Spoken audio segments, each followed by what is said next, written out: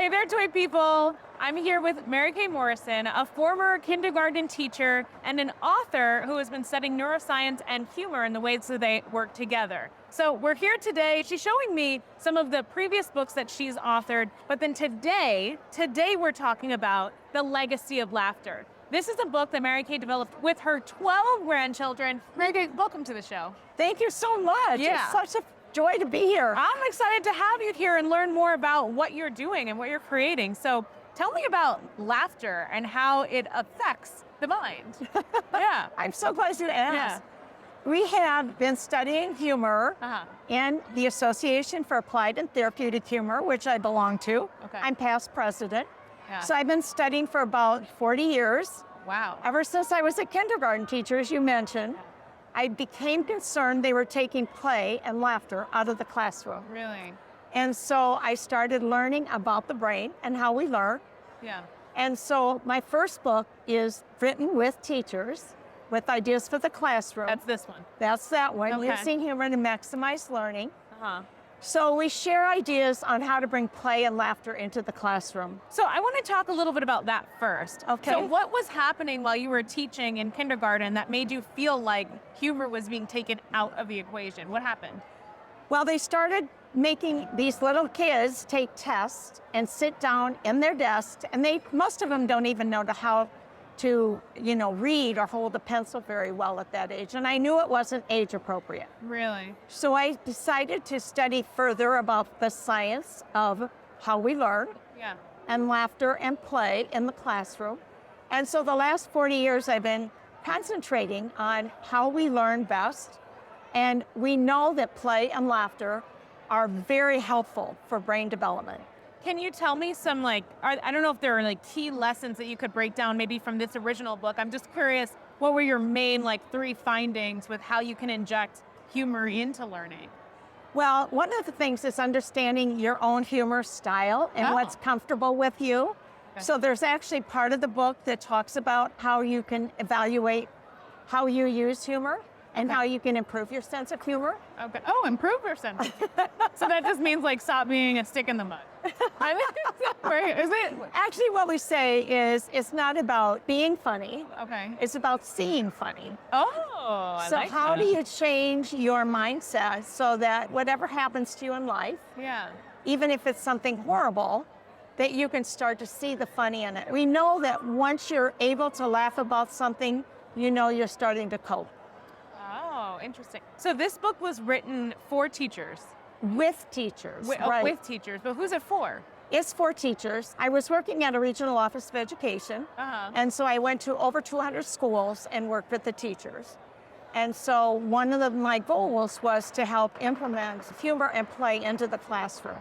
So I had some principals and teachers who encouraged me and who actually shared ideas with me so that we could share that with the general public.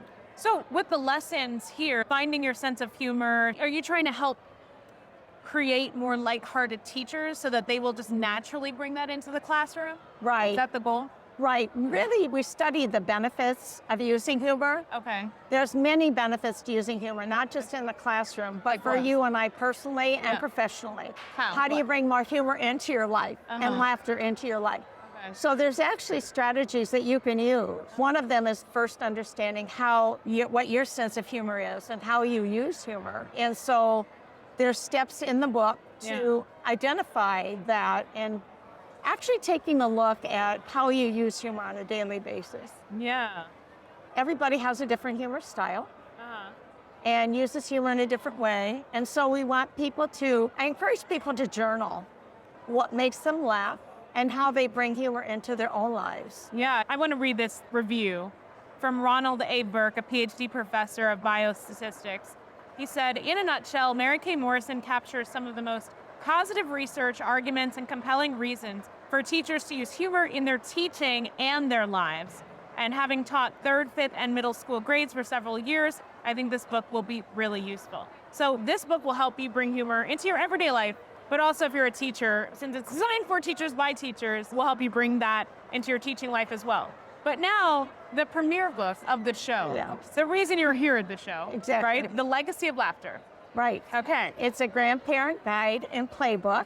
I've got 12 grandkids. And so what I've done is taken the research that I've learned over the years and shared it so that grandparents can include that into their grandkids' lives. And right now, especially having gone through COVID, a lot of our kids are traumatized. Yeah.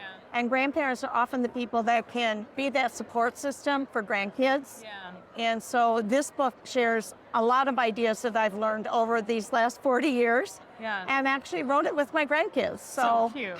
It was so much fun. That's cute. So my question for you is like, had you been looking for a grandparent guidebook and you couldn't find one? No? I had friends come over and say, you have to write a book. You're doing so much fun stuff. Oh, really? Yeah. So what were you doing with your grandkids that impressed your friends? Oh my gosh, I don't know. So in our family room, I have a peg with keys. Every one of them, when they got to be 2 years old, got their own set of keys. And so they would go and start their little toy cars, with their keys. What do you mean? I gathered old keys and key rings, and so they each have fake car keys? Like an imaginary car? Imaginary car. That is so cute. So like at 2 was like you're getting. Yeah. So like all your grandkids would tell the younger grandkids like at 2. Yeah, you get to have your keys, and then when you turn 4. You get your own path in the woods. So we have woods outside. We have 6 acres. So we have woods. And so when they turn 4, my husband, Don, who is a collaborator in this book and took all the pictures, he would forge a path in the woods, and they got their own little sign. And then they get to paint birdhouses and put them in their woods and decorate their woods the way they want their woods to be. I don't know that I've ever heard people talking about a grandparent guidebook. It's such a brilliant idea. Thank you. Yeah. There's not much out there. So but a lot of grandparents are already doing what I call superpower grandparent things. And so I've gotten a lot of ideas from other grandparents. And as a teacher, I've had a lot of ideas over the years of ways to implement and use humor to help with the learning process. So the kids don't know they're learning, they think they're playing. But a lot of it's purposeful, fun stuff. So this book, how is it formatted? Explain, like, if I read through this book, is it, things to do in January, February, March? Like, how's it divided up? It's more formulated with when you become a grandparent for the first time, what do you experience? And you're usually dealing with outlaws. I call the outlaws. What's an outlaw? Well, it's your son or daughter's spouse's parents. Oh. So I call them outlaws. Well, you want to get along with your outlaws, because you're at their baptisms, you're at their little school plays and stuff. So you're always running into the outlaws. So you want to have good relationships with them. And then you have to share holidays with these folks. Yeah. Who's going to go where at Thanksgiving and Christmas and Easter. And so it's ways of how do you negotiate all of that, and how do you find childcare? Do you use your grandparents for childcare? If you do, these are the rules and some guidelines for that. So it starts at the beginning, and then it travels through as your children become older. What kinds of fun things can you do with them? For instance, when our grandkid, what do you do for presents? When our grandkids graduate from 8th grade, we take them anywhere in the continental United States that they want to do on a one-on-one trip. Oh. And so they all look forward to that. And so each of them we had 3 last summer. Yeah. So we went to Boston, we went to Estes Park in the Rocky Mountains, and we went to Branson, Missouri. Yeah. So each of them choose their trip, and they get to decide where they want to go and what they want to do. What I really like about the way that you think about parenting or grandparenting is you're building milestones in where there aren't really natural milestones, but you're giving your grandkids something special to look forward to and to talk about with their other cousins, right? They're like, oh, you're going to have so much fun. This is what I suggest you do. Or like, here's some ideas. And then they can ask each other, like, what happened on your trip? What happened when you got your path? What'd you do? Where'd you take your imaginary car? Like, that's really creating a special... It's memories. It's a memory. It's the memories, building memories. And so... Structured memories, too. It's really nice. And you said the goal is to make a significant difference in children's lives to nurturing. And have you seen that? Like, people that have engaged with this book, what have they said? You know, it has had really positive reviews. Yeah. I've had lots of people contact me and tell me what strategies they've used and how it's gone. Yeah. So yeah, that's been really fun. It's only been out about a year, but the grandkids are really excited about it too. You know, they're very proud because if you look in the book, it's their artwork and there's pictures of them doing all of the fun stuff. Each of the children is a silhouette. And so they each chose their silhouette and they wrote. There's several poems by them. There's a lot of the work in there is actually done by the grandkids. Are you giving examples in this book, like showing what you do and then examples from when your grandkids did them? We did a lot of artwork. I've done a lot of art with the kids, a lot of creative reading. They put on plays. They've actually organized scavenger hunts and that kind of stuff, So where can people purchase your book? Actually, they can come to the toy show. Oh, come to Shy Tag. But what if they're not here? What if by the time this gets out, it's over? On Amazon. Okay. And Barnes & Noble. Oh, Barnes & Noble. Yes. .com or in store? Both. In store. Okay. Yeah. Okay. A lot of them are in store. If you go in the store, and I'm in Rockford, and they have actually done book signings for me in Barnes & Noble. Yeah. Look at you. It's been so very good. I know. And just 1 year? Yeah. Okay, so I have to ask, how'd you land in Barnes & Noble in 1 year? I just went in there and showed them the book. How many Barnes & Nobles? Well, I don't know how many, you don't know but I know it's in Rockford. Okay. And I've done like education workshops in Barnes & Nobles in the past, but I also do workshops in museums and in little smaller bookstores. A lot of small bookstores like carrying my book, and I'll go in and do a little seminar.